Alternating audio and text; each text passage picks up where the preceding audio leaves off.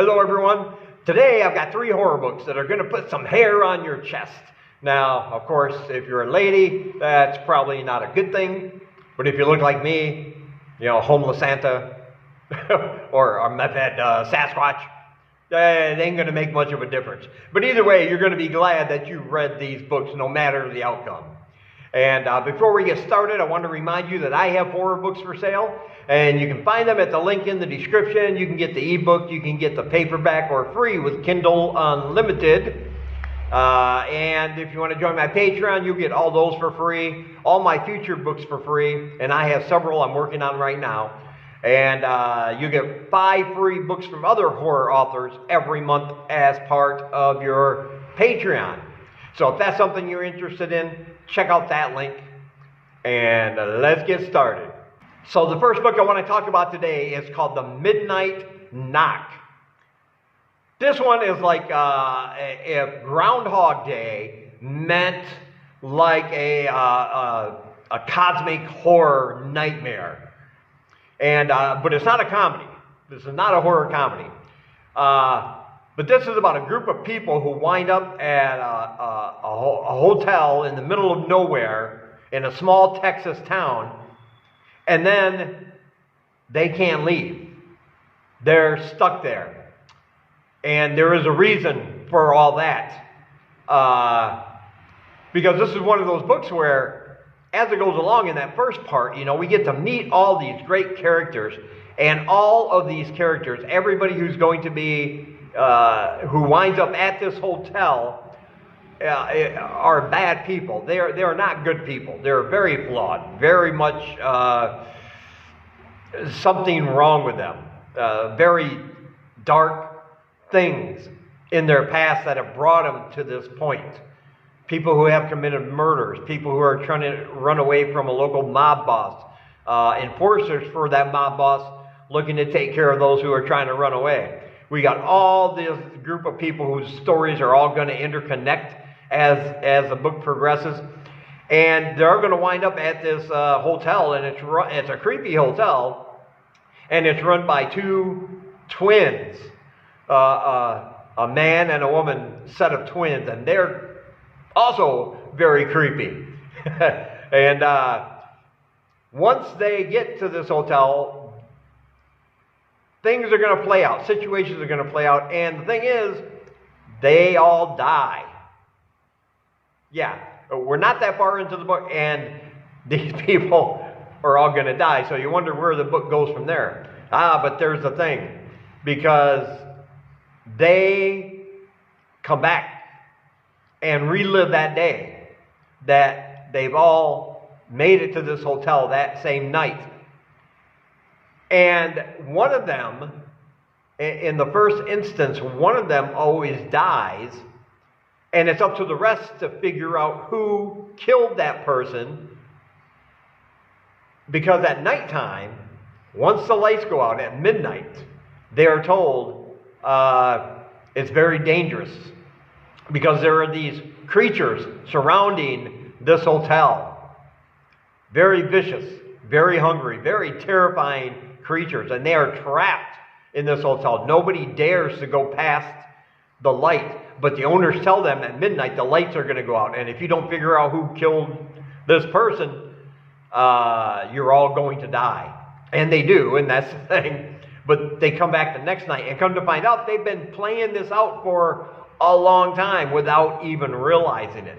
This same night over and over. And it leads to something. There's a reason why these specific people are there at this location every night and experiencing these things without knowing why. So it's kind of like this looping, trapped, claustrophobic kind of story.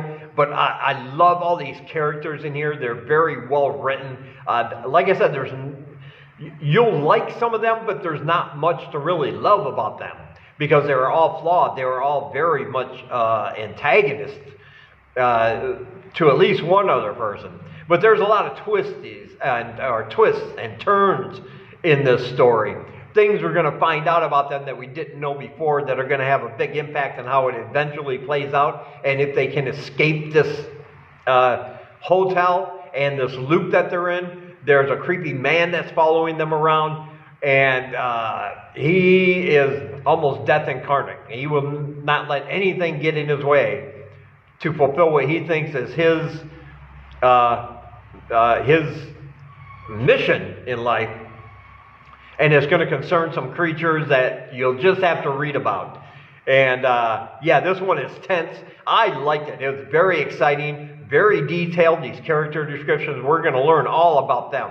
It really goes in depth, and I love a good character driven story like that. But the monsters are very real. They are very terrifying. And yeah, it's just very atmospheric, and I absolutely loved it. And of course, I highly recommend it. And there's a link in the description where you can pick up your copy. And next we have The Stranger. Now the thing, this author, I reviewed one of his books before, a shorter book, a novella. This is his first full-length novel. It's a Western horror, an excellent Western horror. And he didn't start writing until he was an older guy, right, in his 60s. But when you read a book like this, his debut horror novel, I'm just thinking, wow, because it reads like somebody who's already had books under his belt, that's already established himself as a horror author, because that's just how good this one is. And this one is filled with vengeance, it's filled with grief, and it's filled with some very, very horrific vampires. Like I said, it's set in the old Wild West, and that whole vibe just leaks out of this book, man. Like, you can put yourself right in that time, right in those places, and I absolutely love Western horror. It's been one of my favorite subgenres since, for a while. There's really been a lot of great books in this subgenre. And this one is right up there with the best of them. And a boy watches his parents get horrifically murdered by a gang of men who are sent to their house by the banker that owns it, because he's trying to take it back, even though they don't owe him anything. But there's an altercation. They brutally murder his parents without realizing he's in there. And now he's going to live with a very nice priest who's trying to raise him the right way. But this little boy only has vengeance on his mind to get back at the men, to kill the men who have killed his parents.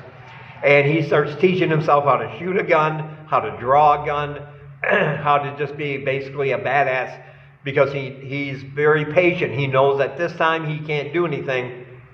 But once he's old enough and learns these skills, that's his life's goal, is to kill these men and this banker who killed his parents. And he does, and he leaves the priest's home when he's 15 years old, thinking now's his time. He's on a mission of revenge. There's also another young woman who is on her own mission of revenge, and you're going to have to read about why. And she is seeking somebody called the Stranger. Now, the Stranger is a horrifying vampiric creature. And I love a good vampire book where it doesn't romanticize vampires. Like, these are scary, scary vampires. And this Stranger is going to just decimate any area he goes to. He kills people, and he also turns a lot of people. And that's going to play a part in how this book ends. And we're going to see from the perspective of this boy, from this young woman, and from the Stranger himself, as they all gather together at this small town where everybody has some kind of vengeance or some kind of grief that they need to violently fulfill. And all of their stories are going to come together in an epic, epic showdown. And again, it's one of these books, there are secrets. There are things to reveal that's going to change the course of certain things as you're reading. And I'm always down for that. Plus this fantastic, fully fledged, old Wild West vibe that just, like I said, it just pours out of the book. I love that whole atmosphere, Yeah, this one is absolutely fantastic. I highly recommend it, obviously, and you should definitely pre-order your copy now, and there's a link in the description where you can do so. And next we have a Dark Whimsy. This one just released, so it's a brand new release. Just like all of these books are really newer. But this one just released. This is a dark and darkly humorous horror / kind of fantasy, magic realism in there. Oh, but it's so good. The characters in here are simply fantastic. Couldn't get enough of them. And it's about a guy. He works for his uncle's logging company, but he's not a logger. He's not a manly man like that. He just communicates things between his uncle and the workers.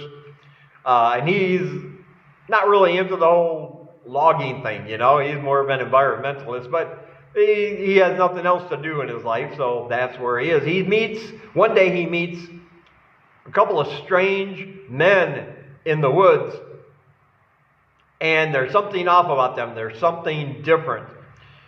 And we're going to find out that these guys are elves, but not Keebler elves.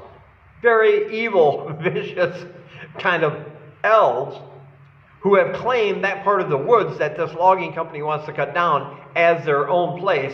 And every time the logging company tries to move forward in that area, things are going to happen. From people dying to their equipment getting messed up. And his uncle's putting it all on our protagonist to find out why, to get this ball rolling. Of course, he can't tell them that there are evil elves living in the woods, obviously, otherwise they think he's crazy.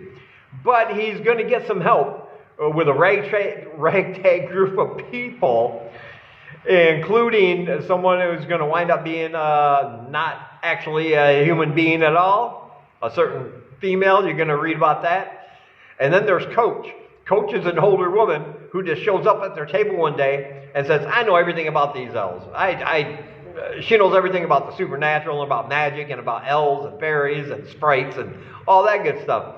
And she's very blunt, very straightforward, and but she's never really done anything before. She's kind of winging it as she goes along with some things she's read somewhere, you know, but she fancies herself as this, supernatural hunter.